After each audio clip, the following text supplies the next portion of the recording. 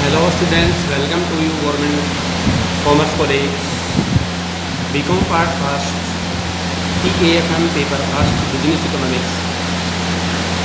और इसमें हमारा टॉपिक है आज का पूर्ण प्रतियोगिता परफेक्ट कॉम्पिटिशन। और इसे भी एक सब टॉपिक दिया गया है जो है equilibrium of the firm in the short period. अल्पकाल में फर्म का साम्य। तो अल्पकाल में फर्म का साम्य का अध्ययन करने के लिए हमें इसका विस्तार से व्याख्या करनी होगी। अल्पकाल में समय की वह अवधि होती है जिसमें वस्तु की मांग में वृद्धि होने पर एक फर्म वस्तु की पूर्ति में वृद्धि उत्पादन के केवल कुछ साधनों की मात्रा में वृद्धि करके ही कर सकती है। अल्पकाल में केवल परिवर्तनशील साधनों की मात्रा जैसे श्रम, कच्चा माल, ईंधन आदि में वृद्धि करके ही उत्पादन में वृद्धि की जा सकती है। अल्पकाल में उत्पादन के कुछ साधनों में परिवर्तन करना संभव नहीं होता है, जैसे भूमि, भवन, मशीन, कारखाना, मैनेजमेंट, टेक्नोलॉजी। इनमें कोई परिवर्तन करना संभव नहीं होता है। अल्पकाल में जिन साधनों की मात्रा को परिवर्तन या परिवर्तित नहीं किया जा सकता उन्हें स्थायी साधन कहते हैं। और अल्पकाल में स्थायी साधनों की मात्रा में परिवर्तन की संभावना न होने के कारण उद्योग में न तो नई फर्में प्रवेश कर सकती हैं और न ही पुरानी फर्में उद्योग को छोड़कर जा सकती हैं। अर्थात अल्पकाल में चाहे कोई भी बिजनेस क्यों ना हो, उसमें दो प्रकार की साधनों की कंडीशन लागू हो जाती है। एक ऐसे साधन जो आवश्यकतानुसार परिवर्तित किए जा सकते हैं या उनमें कमी या वृद्धि की जा सकती है, उसे हम परिवर्तनशील साधन कहते हैं। और एक ऐसा साधन जिसमें हम अल्पकाल में किसी भी कीमत पर चाहकर भी परिवर्तन नहीं कर सकते हैं, उसे हम स्थायी साधन कहते हैं। स्थायी साधनों में जैसे भूमि, भवन, टेक्नोलॉजी है, मशीनरी है और सॉफ्टवेयर डेवलपमेंट है, रिसर्च सिस्टम होते हैं, नए नए बाज़ारों की न्यू मार्केट्स की जो खोज होती है वो नहीं कर सकते। तो ऐसे बहुत सारे साधन हैं जिनकी हम पूर्ति नहीं कर सकते हैं। लेकिन यदि हमें कुछ सीमा तक मांग के अनुसार उत्पादन को बढ़ाना हो तो सिर्फ श्रमिक कार्य घंटों में परिवर्तन कर सकते हैं, रॉ मटेरियल में परिवर्तन कर सकते हैं और थोड़ी सी पूंजी में परिवर्तन किया जा सकता है। तो कुछ साधनों को स्थिर रख करके और कुछ साधनों को परिवर्तनशील करके हमें मांग के अनुसार कुछ मात्रा में पूर्ति को बढ़ाने का प्रयास कर सकते हैं। अल्पकाल में वस्तु की कीमत उद्योग की कुल मांग व पूर्ति के द्वारा निर्धारित होती है। वह कीमत फर्मों के लिए दी हुई होती है। फर्में अपनी उत्पादन लागत के अनुसार उत्पादन को समायोजित करती है। अल्पकाल में फर्म की स्थिति में कुछ फर्मों को असामान्य लाभ हो सकता है, कुछ फर्मों को हानि भी हो सकती है तथा कुछ फर्मों को केवल सामान्य लाभ हो सकता है, जिसे नो लॉस नो प्रॉफिट, न लाभ न हानि की स्थिति भी कहते हैं। और इन तीनों प्रकार की स्थितियों में हमें अलग अलग से अध्ययन करना होता है। सबसे पहले हम देखते हैं कि असामान्य लाभ की स्थिति। असामान्य लाभ की स्थिति क्या होती है?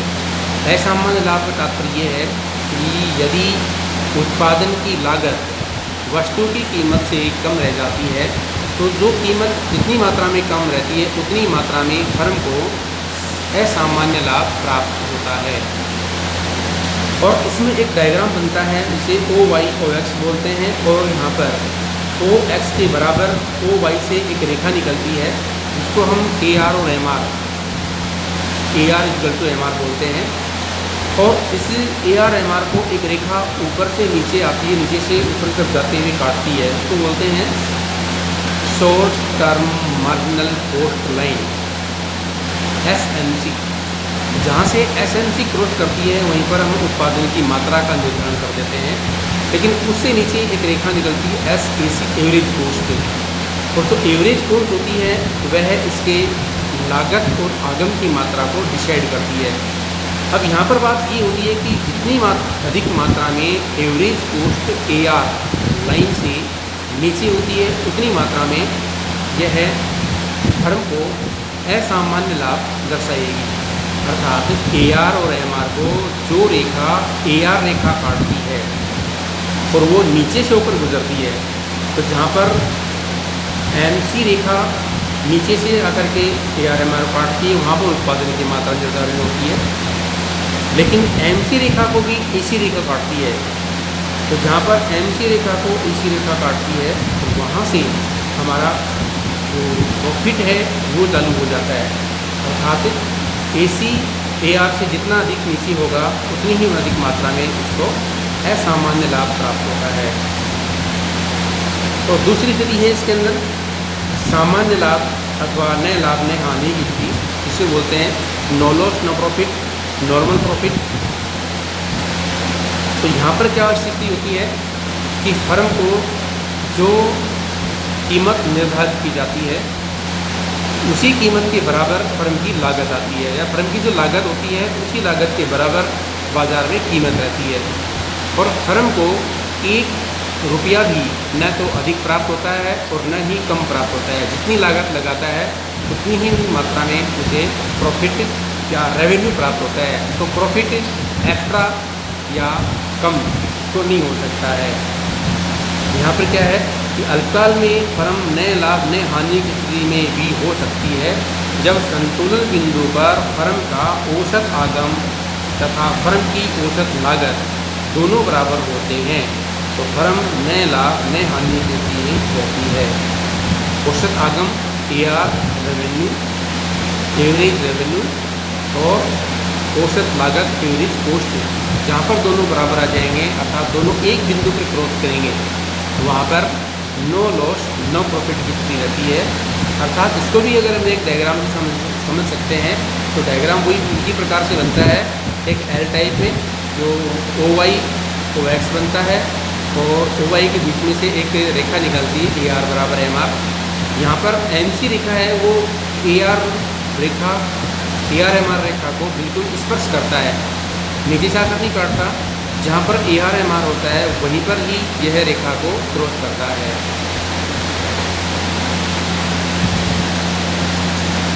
MC रेखा नीचे से आकर काटती है, लेकिन जो AC रेखा होती है यह AR-MR को ऊपर बिल्कुल स्पर्श करता है, लेकिन MC रेखा नीचे से काटती है।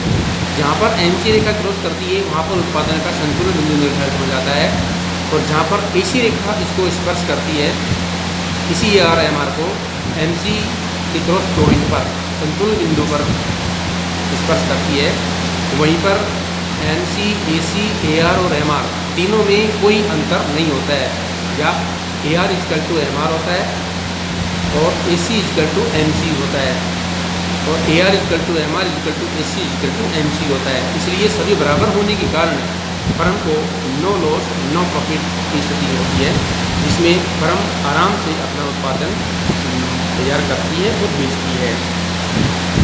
तीसरी इसमें लोकेशन आती है, वो ये है हानि की स्थिति, पोजीशन इन द लॉस। कभी कभी अल्पकाल में भी फर्म को हानि हो सकती है, और उस हानि में फर्म हानि का वहन करते हुए भी उत्पादन को जारी रख सकती है, या उसको रखना पड़ता है, क्योंकि अल्पकाल इतना कम समय होता है कि उसमें फर्म अपना उत्पादन बंद करके बाज़ार को छोड़ के जा नहीं सकती है, और इस हानि से डरने के कारण कोई नई फर्म बाज़ार में प्रवेश नहीं कर सकती है। और ये वाली जो स्थिति होती है ये कुछ समय के लिए होती है, उसके बाद में फिर दीर्घकाल चालू हो जाता है। अर्थात फर्म अपने हिसाब से साधनों में परिवर्तन कर लेती है मार्केट बंद होने के बाद। तो अल्पकाल में फर्म को हानि भी हो सकती है, परंतु फर्म अल्पकाल में अधिकतम हानि स्थायी लागतों के बराबर उठा सकती है, क्योंकि अल्पकाल में उत्पादन बंद करने पर भी फर्म को स्थायी लागतों का भुगतान करना पड़ता है। यदि साम्य बिंदु पर फर्म की औसत लागत औसत आगम से अधिक है, औसत लागत औसत आगम से अधिक है, तो फर्म को हानि होती है। अल्पकाल में फर्म की स्थिति तो इस प्रकार से भी देखा जा सकता है, यदि AR बराबर MR होता है, उस AR-MR को AC ऊपर से जाकर काटती है, अर्थात AC ऊपर रह जाती है और AR/MR नीचे रह जाता है। तो AC रेखा AR/MR से जितना ऊपर रहेगी उतनी अधिक मात्रा में इसके अंदर फर्म को लॉस होता है, और इसमें जितना भी डिफरेंस होगा AR/MR और AC में जितना डिफरेंस होगा उतनी ही मात्रा में इसका लॉस बढ़ता चला जाएगा। अगर डिफरेंस बढ़ता चला जाएगा तो लॉस बढ़ता चला जाएगा, डिफरेंस घटता चला जाएगा तो लॉस भी घटता चला जाएगा। अब बात यहाँ आती है कि फर्म जो होती है वह हानि की स्थिति में भी उत्पादन अपना जारी रख लेती है या उत्पादन को बंद कर देती है। कुछ फर्में ऐसी होती हैं जो उत्पादन को बंद भी कर सकती हैं, और कुछ फर्में ऐसी होती हैं जो उत्पादन को चालू भी रख सकती हैं। तो ये है अल्पकाल में असामान्य लाभ की स्थिति, हानि की स्थिति और लाभ की स्थिति। तो अब इसके अंदर एक नया टॉपिक बनता है जो वेरी इम्पोर्टेंट, और वो IAS के एग्ज़ाम के अंदर, नेट के एग्ज़ाम के अंदर अक्सर पूछा जाता है। वो ये है कि फर्म का नियरेस्ट बिंदु, सब shut down point of the firm, अर्थात ऐसी कौन सी स्थिति होती है जब फर्म हानि में उत्पादन करते हुए भी उत्पादन बंद करने का निर्णय ले लेती है। तो पूर्ण प्रतियोगिता में एक फर्म परिवर्तनशील साधन लागतों के बराबर भुगतान प्राप्त होने पर भी अल्पकाल में उत्पादन जारी रखती है, परंतु जब वस्तु का मूल्य घटकर इतना कम हो जाता है कि फर्म को परिवर्तनशील लागतें भी प्राप्त नहीं होती हैं, तब फर्म को उत्पादन बंद करने का निर्णय ले लेना चाहिए। अतः फर्म के उत्पादन का वह बिंदु जहां वस्तु का मूल्य तथा परिवर्तनशील लागत एक समान होती है तो नियरेस्ट बिंदु कहलाता है। इस बिंदु के बाद जैसे ही मूल्य में तनिक सी या थोड़ी सी कमी होती है तो फर्म को अपना उत्पादन बंद कर देना चाहिए, क्योंकि फर्म में उत्पादन जारी रखते हुए फर्म अपने परिवर्तनशील साधनों का भुगतान भी नहीं कर पाती है, तो ऐसे उत्पादन करना फर्म के लिए मुश्किल हो जाता है। अल्पकाल में हानि की स्थिति में उत्पादन जारी रखने अथवा बंद करने के संबंध में निर्णय। एक फर्म अल्पकाल में हानि उठाकर भी उत्पादन जारी रख सकती है। अब प्रश्न ये उत्पन्न होता है कि फर्म अधिकतम कितनी हानि उठा सकती है और फर्म कब उत्पादन बंद करने का निर्णय ले लेती है। इन प्रश्नों का बड़ा आसान सा तरीका, सरल उत्तर ये है कि सर्वप्रथम तो यह ध्यान रखना चाहिए कि अल्पकाल में फर्म की लागतें दो प्रकार की होती है। प्रथम लागत होती है परिवर्तनशील लागतें, जो उत्पादन की मात्रा के अनुसार घटती और बढ़ती हैं, और दूसरी होती है स्थायी लागतें, जो शून्य उत्पादन से लेकर अधिकतम उत्पादन तक फर्म को इन लागतों को वहन करना होता है, अर्थात स्थिर रहती हैं। जब एक फर्म अल्पकाल में उत्पादन बंद करती है तब भी उसे स्थायी लागतों का भुगतान तो करना ही पड़ता है। अतः अल्पकाल में फर्म स्थायी लागतों के बराबर हानि उठाकर भी उत्पादन जारी रख सकती है, अर्थात फर्म उत्पादन करते हुए यदि फिक्स कॉस्ट वसूल कर सकती हैं तब तक तो उत्पादन जारी रख सकती हैं। इसका तात्पर्य है कि फर्म अल्पकाल में स्थायी लागतें प्राप्त करने के लिए उत्पादन जारी रख सकती है, क्योंकि यदि उत्पादन बंद कर देंगे तो भी स्थायी लागतों का भुगतान तो करना ही पड़ता है। हानि स्थायी लागतों से अधिक होने पर फर्म उत्पादन बंद कर देती है, अर्थात इसको इस प्रकार से कहा जा सकता है कि अल्पकाल में यदि फर्म को परिवर्तनशील लागतों के बराबर अथवा उससे अधिक मूल्य प्राप्त होता है तो वह उत्पादन जारी रखती है, अन्यथा बंद कर देती है। अतः फर्म का आगम वक्र जैसे ही अल्पकालीन परिवर्तनशील लागत से कम होता है, फर्म उत्पादन बंद करने का निर्णय ले लेती है। अल्पकाल में औसत परिवर्तनशील लागत के न्यूनतम बिंदु के बराबर उत्पादन न्यूनतम बिंदु के बराबर अथवा अधिक मूल्य प्राप्त होने पर जारी रखा जा सकता है। अतः औसत परिवर्तनशील लागत का न्यूनतम बिंदु नियत बिंदु होता है। इसका तात्पर्य है कि फर्म अल्पकाल में उत्पादन जारी रख सकती है, लेकिन दो बातें यहाँ पर ध्यान देनी है। वो ये है कि उत्पादन करते हुए फर्म अपनी स्थायी लागतें भी प्राप्त कर लेती है तो उत्पादन जारी रख सकती है।